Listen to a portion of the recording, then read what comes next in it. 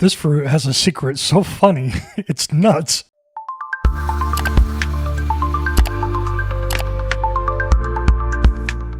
Good afternoon, everybody, and welcome to Hidden History with Frank Strickland. You know, there are some dishes so popular, so universally beloved, they just feel ancient, like they've always been with us. One such green delight, a creamy, zesty dip, has graced countless party tables, brightened endless summer picnics, and has probably settled more than a few arguments over who gets the last chip. You know the one I'm talking about. But what if I told you this innocent, wholesome, crowd-pleasing spread has a little secret? A name born centuries ago in a land far, far away that would make even the most seasoned chef blush.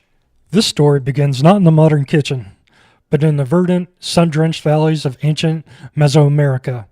Here, a brilliant civilization thrived. They were master astronomers, incredible architects, and, as it turns out, pretty darn good botanists. They cultivated a remarkable fruit, a pear-shaped wonder with a rich, buttery flesh. It grew on trees, often in pairs, looking quite distinctive. This civilization had a word for this fruit, a single, powerful word. And it wasn't just a descriptive word of the fruit itself. Oh no. It also happened to be their colloquial term for a certain, shall we say, anatomical feature? Yes, folks, the very part of the male anatomy that hangs in a rather similar fashion. Now, these ingenious people, they didn't just eat the fruit plain. That would be crazy talk. They mashed it up. They mixed it with other vibrant ingredients. Fiery peppers, tangy tomatoes, and savory onions. They created a glorious emerald green concoction, a paste so delicious it quickly became a staple of their diet and their feast. And what did they call this magnificent new creation? Well, they combined their word for the famously shaped fruit and their word for sauce. Simple, right? A logical, straightforward name for a new culinary invention.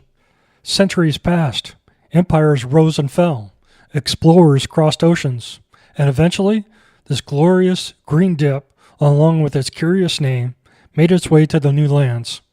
The conquerors, hearing the ancient name, tried their best to pronounce it, twisting and shaping the sounds to fit their own language. They loved the taste. Perhaps they didn't quite grasp the full, delightful double meaning of the original word, or perhaps they politely chose to ignore it. Today, we dip our chips, spread it on our tacos, and gobble it down without a second thought to its hilarious linguistic heritage. We call it by the name the Spanish gave it, a softened, more palatable version of the original. But the next time you scoop up a generous dollop of that creamy, green deliciousness, just remember its humble beginnings. Remember that ancient civilization, their clever wordplay, and that perfectly shaped fruit. Because the Aztecs, when they created that beloved dip, they called the fruit aguacatal, which meant testicle.